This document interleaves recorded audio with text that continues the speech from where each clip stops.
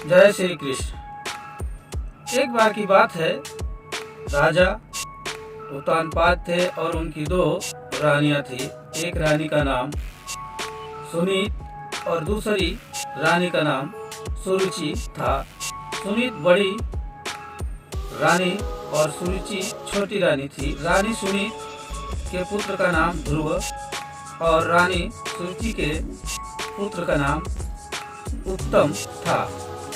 राजा उत्तानपाद का रुझान छोटी रानी सुरुचि की तरफ ज्यादा था, क्योंकि वो देखने में काफी सुंदर थी। लेकिन रानी सुरुचि अपनी सुंदरता पर काफी घमंड करती थी। वहीं बड़ी रानी सुनीति का स्वभाव सुरुचि से बिल्कुल अलग था।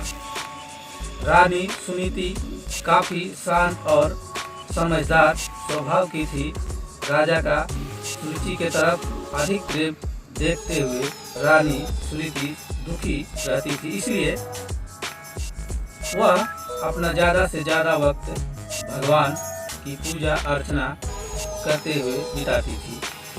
एक दिन सुनीति के पुत्र ध्रुव अचानक अपने पिता राजा उत्तानपाद के गोद में जाकर बैठ गए।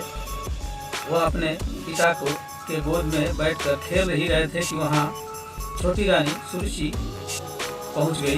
राजा के गोद में ध्रुव को बैठे देखकर रानी सुरुचि को गुस्सा आ गया। रानी ने ध्रुव को राजा के गोद से नीचे उतारते हुए कहा, तुम राजा के गोद में नहीं बैठ सकते हो। राजा की गोद और सिंहासन पर सिर्फ मेरे पुत्र उत्तम का अधिकार है। यह सुनकर ध्रुव को बहुत बुरा लगा। ध्रुव वहाँ से रोते हुए अपनी माँ के पास चला गया। ध्रुव को रोता देख माँ काफी चिंतित हो गई और ध्रुव से उसके रोने का कारण पूछा। ध्रुव ने रोते हुए सारी बात बताई। ध्रुव की बात सुनकर माँ के आंखों में भी आंसू आ गए। ध्रुव को चुप कराते हुए सुनीति ने कहा, भगवान की आराधना में बहुत शक्ति है। अगर सच्चे मन से आराधना की जाए तो भगवान से तुम्हें पिता की गोद और सिंहासन दोनों मिल सकते हैं। माँ की बात सुनकर ध्रुव ने निर्णय कर लिया कि वह सच्चे मन से भगवान की आराधना करेंगे। ध्रुव अपने महल से भगवान की प्रार्थना करने जंगलों की तरफ निकल पड़े। उन्हें रास्ते में ऋषि नारद मिले।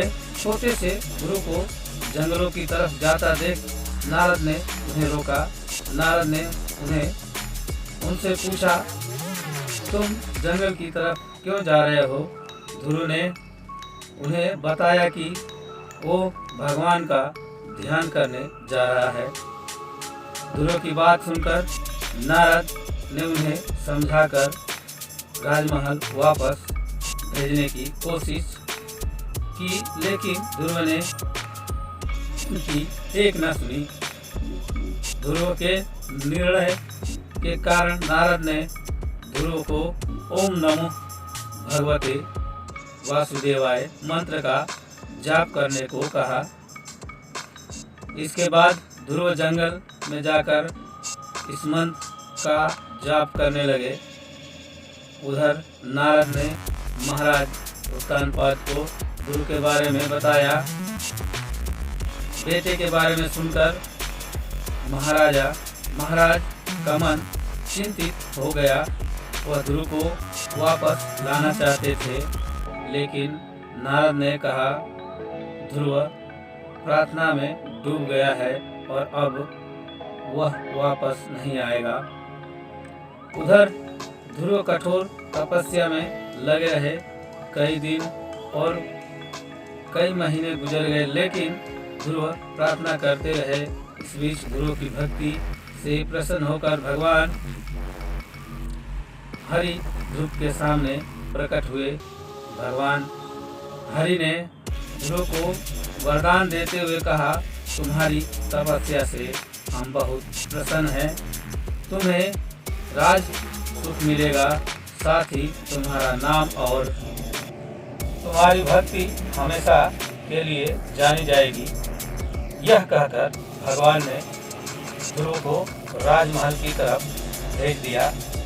भगवान के दर्शन पाकर ध्रुव भी बहुत खुश हुए और उन्हें प्रणाम कर महल की तरफ चले गए। बेटे को महल वापस आते देख राजा खुश हो गए और उनको अपना पूरा राज्य सौंप दिया। भगवान हरि के वरदान से भक्त ध्रुव का नाम अमर हो गया और आज भी उन्हें आसमान में सबसे ज़्यादा चमकने वाले तारे ध्रुव तारे के नाम से याद किया जाता है। जय श्री कृष्ण, जय श्री कृष्ण, जय श्री कृष्ण।